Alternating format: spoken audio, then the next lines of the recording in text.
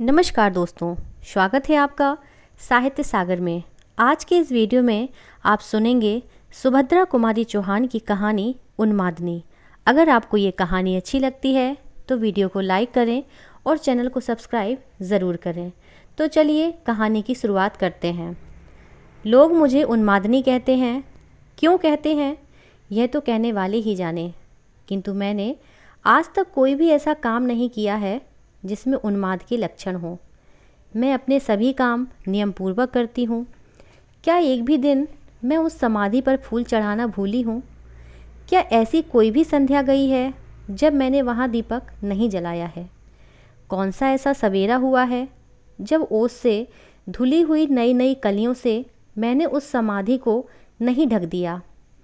फिर भी मैं उन्मादनी हूँ। यदि अपने किसी आत्मीय के सच्चे और निस्वार्थ प्रेम को समझने और उसके मूल्य करने को ही उन्माद कहते हैं, तो ईश्वर ऐसा उन्माद सभी को दे। क्या कहा? वह मेरा कौन था? यह तो मैं भी नहीं कह सकती, पर कोई था अवश्य। और ऐसा था, मेरे इतने निकट था कि आज भी वह समाधि में सोया है और मैं बावली की तरह उसके आसपास फेरी देती हूँ। उसकी और मेरी कहानी भिन्न भिन्न तो नहीं है, जो कुछ है यही है। सुनो। बचपन से ही मुझे कहानी सुनने का शौक़ था। मैं बहुत सी कहानियाँ सुना करती और मुझे उनका वह भाग बहुत ही प्रिय लगता जहाँ किसी युवक की वीरता का वर्णन होता। मैंने वीरता की परिभाषा अपनी अलग ही बना ली थी।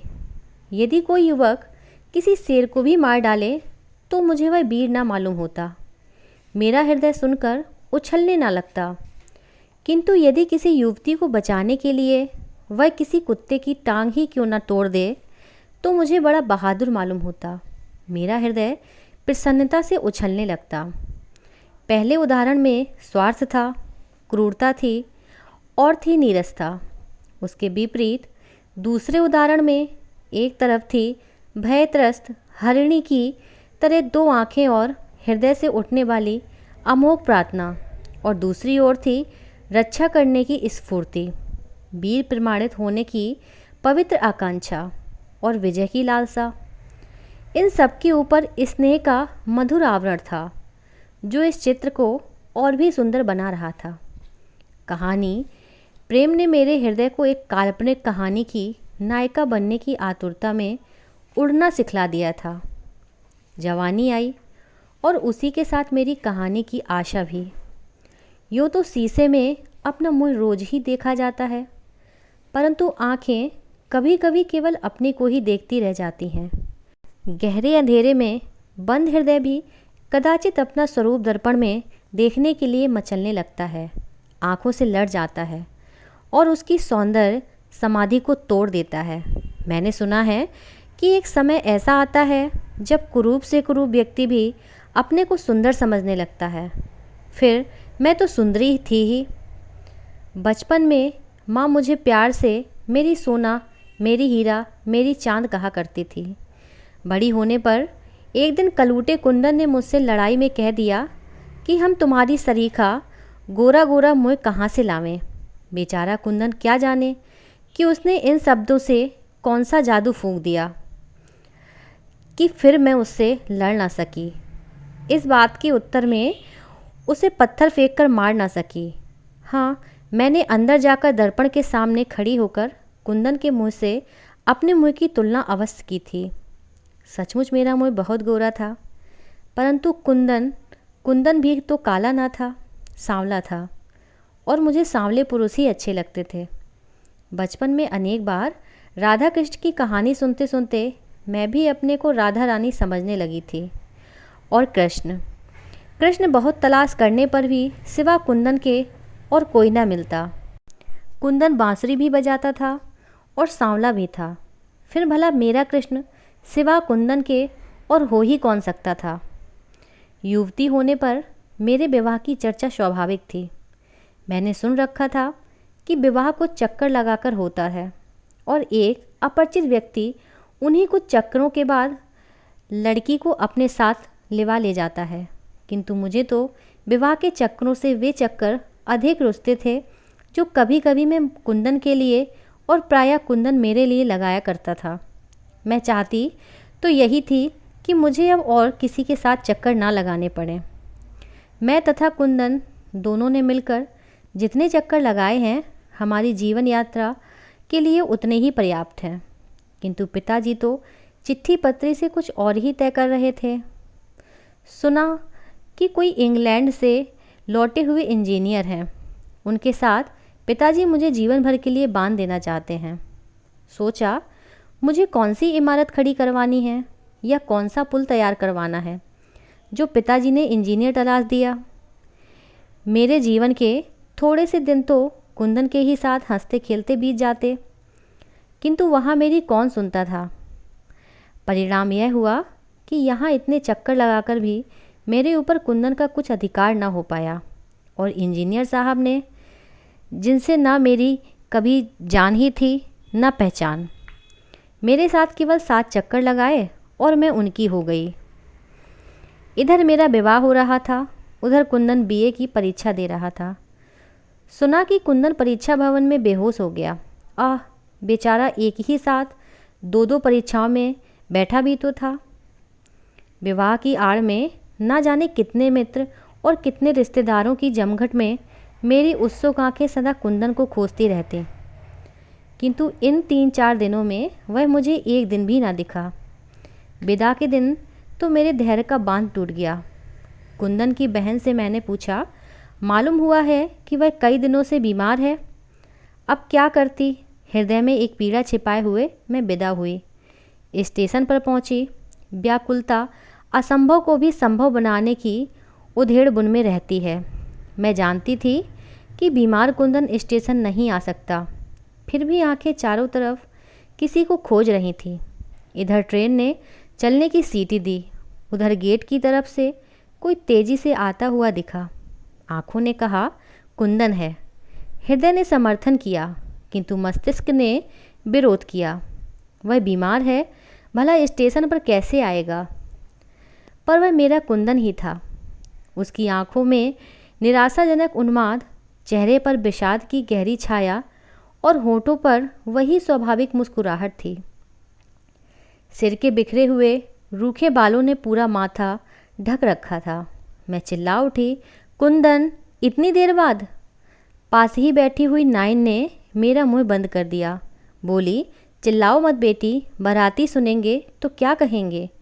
अब मुझे होश आया कि मैं कहीं जा रही हूँ, अपने कुंदन से बहुत दूर, बहुत दूर। कटे वृक्ष की तरह मैं बेंच पर गिर पड़ी। हृदय जैसे डूबने लगा। ट्रेन चल पड़ी। जब मनुष्य के प्रति मनुष्य की ही सहानुभूति कम देखने में आती है, तब भला इस जड़ पदार्थ रेलगाड़ी को मुझसे क्या सहानुभूति हो सकती थी। उसने मुझे कुंदन से 2 बातें भी ना करने दी और झुक झुक कर हवा के साथ उड़ चली। मैं ससुराल आई। बड़ी भारी कोठी थी, बहुत सी दास दासियाँ थीं। वहाँ का रंग भी दूसरा था। पतिदेवों को अंग्रेजियत अधिक पसंद थी। उनका रहन सहन, चाल ढाल, बात व्यवहार सभी साहबाना था। वे हिंदी बहुत कम बोला करते और अंग्रेजी में ज़रा कम समझती थी, इसलिए उनकी बहुत सी बातों में प्रायः चुप रह जाया करती। उनके स्वभाव में कुछ रूखापन और कठोरता अधिक मात्रा में थी। नौकरों के साथ उनका जो बर्ताव होता, उसे देखकर मैं भय से सिहर उठती थी। वे मुझे प्रायः रोज़ शाम को, कभी सवेरे भी अपने साथ मोटर पर बैठाकर मीलों तक घुमा लाते। अपने साथ सिनेमा और थिएटर भी ले जाया करते। किंतु अपने इस साहब बहादुर के पार्श्व में बैठकर भी मैं कुंदन को न भूल सकती। सिनेमा की तस्वीरों में रेशमी कुर्ता और धोती पहने हुए मुझे कुंदन की ही तस्वीर दिखाई पड़ती। पति का प्रेम मैं पा सकी थी या नहीं, यह मैं नहीं जानती, पर मैं उनसे डरती बहुत थी। भय का प्रेत रात दिन मेरे सिर पर सवार रहता था। उनकी साधारण सी भाव भंगिमा भी मुझे कपा देने के लिए पर्याप्त थी। वे मुझसे कभी नाराज़ ना हुए थे, फिर भी उनके समीप मैं सदा यही अनुभव करती कि मैं बंदी हूँ और यहाँ ज़बरदस्ती पकड़कर लाई गई हूँ। इस ऐश्वर्य की चकाचौंध और विभूतियों के साम्राज्य में भी मैं अपने बाल सखा कुंदन को ना भूल सकी। मैके की स्वच्छंद वायु में कुंदन के साथ खेलना, लड़ना झगड़ना और उसकी बांसुरी की ध्वनि मुझे भुलाए से भी ना भूलती थी। क्षण भर का भी एकांत पाते ही बचपन की सुनहली स्मृतियाँ साकार होकर मेरी आंखों के सामने फिरने लगती। जी चाहता कि इस लोक लज्जा की जंजीर को तोड़कर मैं मैके चली जाऊं, किंतु इसी बीच छोटे भाई के पत्र से मुझे मालूम हुआ कि कुंदन घर छोड़कर न जाने कहाँ चला गया है। उसका कहीं पता नहीं है। इसलिए मेरी कुछ कुछ यह धारणा हो गई कि अब इस जीवन के कैद खाने से निकलकर भी कदाचित मैं कुंदन को देख ना सकूंगी। मैके जाने की भी अब मुझे उत्सुकता न थी। अब तो किसी प्रकार अपने दिन काटने थे। ना तो जीवन से ही कुछ आकर्षण था, न किसी के प्रति किसी तरह का अनुराग ही शेष रह गया था। पर काठ की पुतली की तरह सास और पति की आज्ञाओं का पालन करती हुई नियम से खाती पीती थी, स्नान और श्रृंगार करती थी, और भी जो कुछ उनकी आज्ञा होती उसका पालन करती। इसी समय एक ऐसी घटना हुई जिससे मेरी सोई हुई स्मृतियाँ फिर से जाग उठीं। मेरा उन्माद और बढ़ गया। एक दिन दोपहर के बाद मैं अपने छज्जे पर खड़ी हुई अन्यमनस्क भाव से बाहर सड़क से आने जाने वाले लोगों को देख रही थी। सहसा सामने से कपड़ा बेचता हुआ कुछ कपड़े स्वयं कंधे पर धरे हुए कुछ नौकर के सिर पर रखवाए हुए मुझे कुंदन दिखाई पड़ा। विश्वास न हुआ, परंतु आंखें खुली थीं। मैं सपना नहीं देख रही थी। दौड़कर नीचे आई। आते ही ख्याल आया कि मेरे पैरों में तो मर्यादा की बेड़ियां पड़ी हैं। मैं कुंदन के पास दौड़कर कैसे जाऊंगी? उसके बाद मैंने देखा कि कुंदन स्वयं ही मेरे यहाँ के एक नौकर के साथ हमारे अहाते में आ रहा है। बाहरी बरामदे में उसने कपड़े उतार दिए। सोफे पर सास बैठी थी। मैंने उनके बुलाने की प्रतीक्षा न की। चुपचाप आकर सोफे के पीछे खड़ी हो गई। मेरी सास सामान खरीदने की बड़ी शौकीन थी। हमारे दरवाजे पर से कोई फेरी वाला ऐसा ना निकलता था जिससे वह कुछ ना कुछ खरीद ना लेती हो। सास की इस आदत की आज मैंने मुक्त हृदय से प्रशंसा की। यदि उन्हें सामान खरीदने का इतना शौक ना होता तो शायद मैं इस कपड़े वाले कुंदन को इतने समीप से ना देख पाती। मुझे अपने पीछे देखकर वह हंसकर बोली, बहू क्या लेना है? जो कुछ लेना हो अपने मन का पसंद कर लो। बेचारी सास क्या जानती थी कि कपड़ों से अधिक मुझे कपड़े वाला पसंद है। फिर भी उनके आग्रह से मैंने 2 शांतिपुरी साड़ियाँ ले ली। उन्होंने भी अपने लिए कुछ साड़ियाँ खरीदी। उसे दाम देकर और कई तरह की साड़ियाँ लाने के लिए कहकर सास ने उसे विदा किया। कुंदन में बड़ा परिवर्तन था। अब वह बहुत दुबला और अधिक सांवला हो गया था। चेहरे पर वह लालिमा ना थी, किंतु वही मनस्विता और तेज टपक रहा था जो पहले था। इस घटना को करीब 1 महीना बीत गया। लगातार प्रतीक्षा करते रहने के बावजूद मैं कुंदन को ना देख सकी। जेठ का महीना था। बगीचे का एक माली छुट्टी पर गया था। बूढ़ा माली एक मेहनती आदमी की तलाश में था। 4 बजे तक घर में बंद रहकर गर्मी के कारण घबराकर मैं अपनी सास के साथ बगीचे में चली गई। वहीं बगीचे में मौलसिरी की घनी छाया में चबूतरे पर मैं सास के साथ बैठी थी। बार बार यही सोचती थी कि कुंदन कहाँ चला गया, कपड़ा लेकर फिर क्यों नहीं आया, बीमार तो नहीं पड़ गया, और अगर बीमार हो गया होगा तो उसकी देखभाल कौन करता होगा। मेरी आंखों में आंसू आ गए। इसी समय पीछे से आकर बूढ़े माली ने कहा, सरकार, यह एक आदमी है जो माली का काम कर सकता है। हुक्म हो तो रख लिया जाए। मैंने मुड़कर देखा तो सहसा विश्वास न हुआ। कुंदन और माली का काम? मेरी बेसुध वेदना तड़प उठी। एक संपन्न परिवार का होनहार युवक 10 रुपये माहवार की मालीगिरी करने आए। इतनी कड़ी तपस्या! हे ईश्वर, क्या इस तपस्या का अंत ना होगा? 10 रुपये माहवार पर कुंदन बगीचे में माली का काम करने लगा। मैं देखती कड़ी दोपहरी में भी वह दिन भर कुदाल चलाया करता, पानी सींचता और टोकरी भर भर मिट्टी ढोता। उसका शरीर अब दिन दिन दुबला और सांवला पड़ता जाता था। उसके स्वभाव में कितनी नवाबी थी और मेहनत के काम से कितना बचता था, मुझसे छिपा ना था। किंतु अब वह कितना परिश्रम कर रहा है। मुझे चिंता रहती थी कि उसका सुकुमार शरीर इस कठिन परिश्रम को सह न सकेगा। मैं चाहती थी कि किसी प्रकार उसे रोक दूं, यह काम वह छोड़ दे, परंतु कैसे रोकती? उससे बात करने की मुझे इजाज़त ही कहाँ थी। पहले की अपेक्षा अब मैं बगीचे में अधिक आने जाने लगी। पहले आने जाने पर किसी ने ध्यान न दिया, किंतु कुछ ही दिनों बाद टीका टिप्पणी होने लगी। बाद में रुकावट भी पड़ने लगी, जिसका परिणाम यह हुआ कि अब शाम सुबह छोड़कर मैं प्रायः दोपहर को जाने लगी।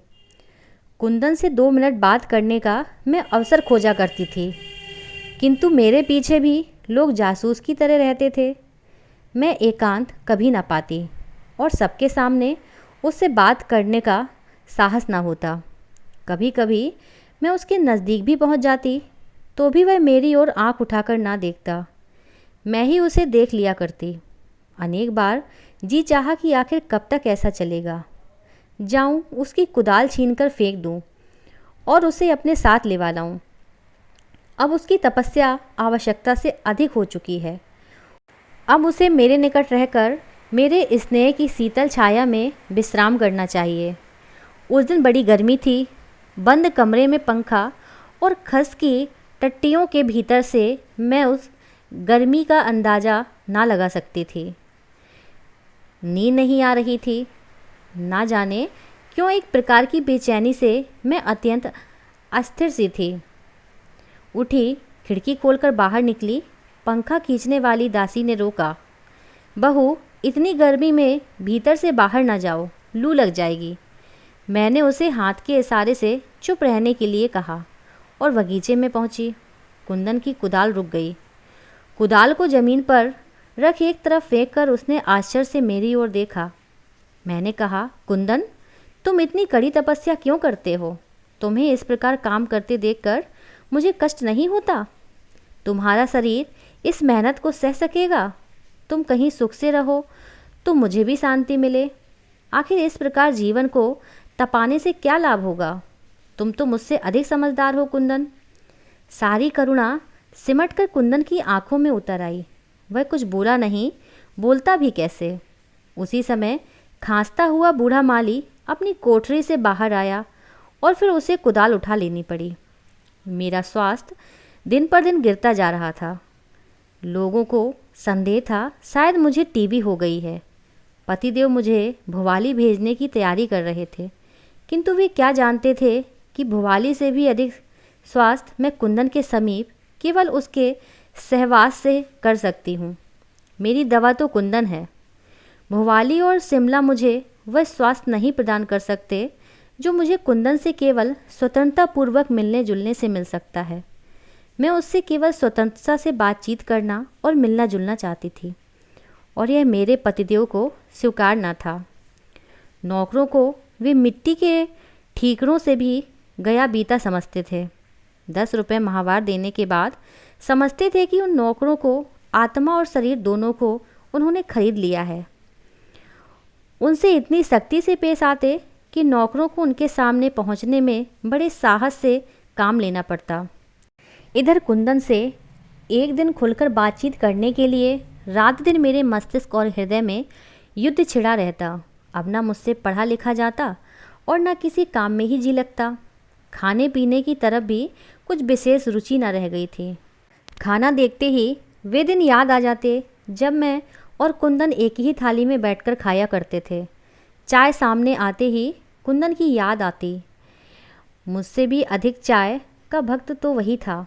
आज वह मेरे बगीचे में माली है और मुझे इतनी भी स्वतंत्रता नहीं कि उससे एक दो बात भी कर सकूं। फिर उसके साथ बैठकर चाय पीने और भोजन करने की बात तो बहुत दूर की रही। मैं रात दिन इसी चिंता में घुली जाती थी, किंतु मेरी पीड़ा को कौन पहचानता। अपने इस घर में तो मुझे सभी हृदयहीन जान पड़ते थे। एक दिन ऑफिस से लौटते ही पतिदेव ने मुझसे प्रश्न किया, आखिर उस माली से तुम्हें क्या बातें करनी रहती हैं जो दोपहर को भी उस बगीचे में जाया करती हो? कितनी बार तुमसे कहा कि नौकरों से बातचीत करने की तुम्हें ज़रूरत नहीं है, पर तुम्हें मेरी बात याद रहे तब ना। इस बात को भूल जाती हो कि तुम एक इंजीनियर की स्त्री हो। तुम्हें मेरी इज्जत का भी ख्याल रखना चाहिए। मैं कुछ ना बोली, बोलती भी क्या। मैंने चुप रहना ही उचित समझा। मुझे उससे क्या बातचीत करनी रहती है, मैं उन्हें क्या बतलाती। वह बतलाने की बात नहीं थी, समझने की बात थी। और उसे वही समझ सकता था जिसके पास हृदय हो। जिसके पास हृदय ही ना हो, वह हृदय की बात क्या समझे। मेरी इस चुप्पी का अर्थ उन्होंने चाहे जो लगाया हो, किंतु उनकी इस बाधा से मुझे बड़ी वेदना हुई। कुंदन से 2-4 मिनट बात करके ना तो मैं उनका कुछ बिगाड़ देती और ना कुंदन को ही कुछ दे देती। फिर भी कुंदन से मिलने में उन्हें इतनी आपत्ति क्यों थी, कौन जाने। चाहे जो हो, इस बाधा का परिणाम उल्टा ही हुआ। ज्यों-ज्यों मुझे उसके समीप जाने से रोका गया, त्यों-त्यों उसके पास पहुंचने के लिए मेरी उत्कंठा प्रबल होती गई। गर्मी की रात थी। बगीचे में बेले इस प्रकार खिले थे जैसे आसमान में तारे फैले हों। मैं उन्हीं बेलों के पास संगमरमर की बेंच पर बैठी थी।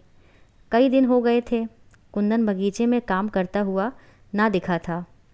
वह कहाँ गया, काम करने क्यों नहीं आता, यद्यपि यह जानने के लिए मैं अत्यंत अस्थिर थी। फिर भी किसी से कुछ पूछने का मुझ में साहस न था। अत्यंत उद्विग्नता से मैं बगीचे में इधर उधर टहलने लगी। टहलते टहलते मैं मालियों के क्वार्टर की तरफ निकल गई। दूर से कुंदन की कोठरी कई बार देखी थी। आज उस कोठरी के बहुत समीप पहुंच गई थी। कोठरी में प्रकाश तो ना था, किंतु अंदर से कराहने की आवाज़ साफ साफ सुनाई पड़ती थी। मैंने ध्यान से सुना, आवाज़ कुंदन की थी। अब मैं बिल्कुल भूल गई कि मैं किसी इंजीनियर की स्त्री हूँ और कुंदन मेरा माली।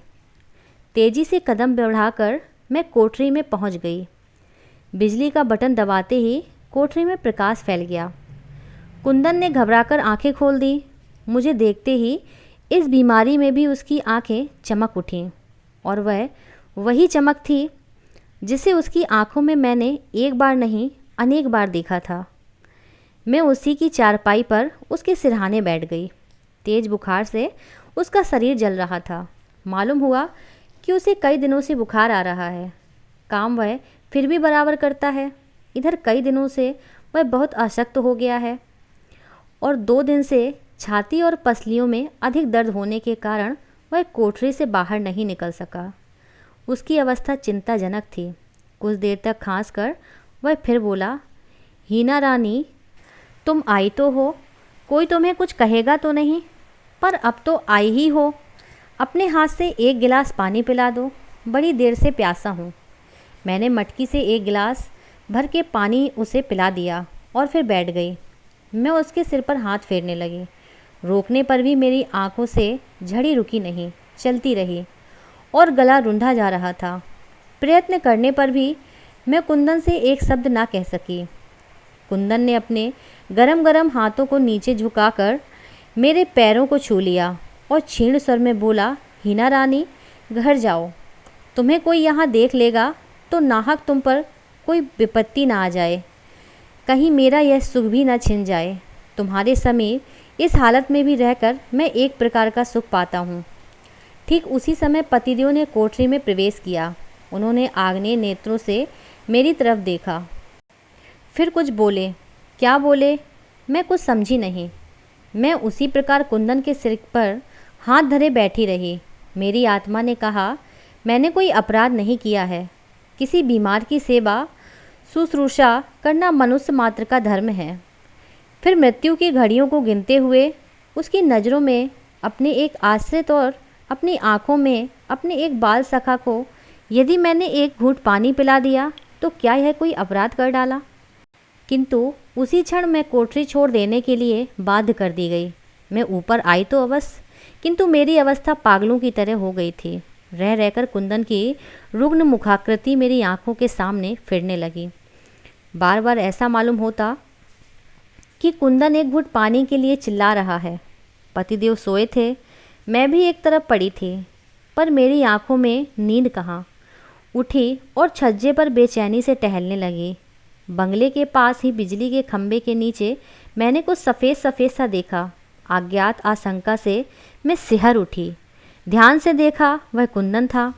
कदाचित जीवन की अंतिम सांसें गिन रहा था।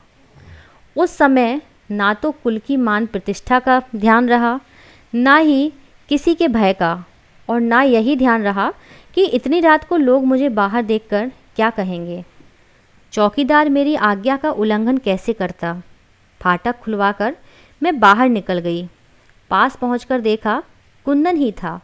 आह, वही अपने माता पिता का दुलारा कुंदन, अपने मित्रों का प्यारा कुंदन, जिसका कुम्हलाया हुआ मुख देखकर कितने ही हृदय सहानुभूति से द्रवीभूत हो उठते थे, जिसके इंगित मात्र पर परिचालक वर्ग सेवा के लिए प्रस्तुत रहता था। आज वही कुंदन जीवन के अंतिम समय में अकेला और असहाय शून्य दृष्टि से आसमान की ओर देख रहा था। मुझे देखते ही जैसे उसमें कुछ शक्ति आ गई हो, वह क्षीण स्वर में बोल उठा, हीना रानी, अच्छा हुआ जो तुम आ गईं। थोड़ा पानी पिला दो, मैं बहुत प्यासा हूँ। मैंने पानी के लिए चारों तरफ नज़र दौड़ाई। थोड़ी दूर पर नल तो था, पर बर्तन कोई न था जिससे मैं उसे पानी पिलाती। सोचा घर तक जाऊं, पर घर जाने का समय ना था। नल पर से साड़ी का छोर भिगोकर लौटी, परंतु अब वह पानी मांगने वाला इस संसार में था ही कहाँ। बस मेरी या उसकी कहानी यही है।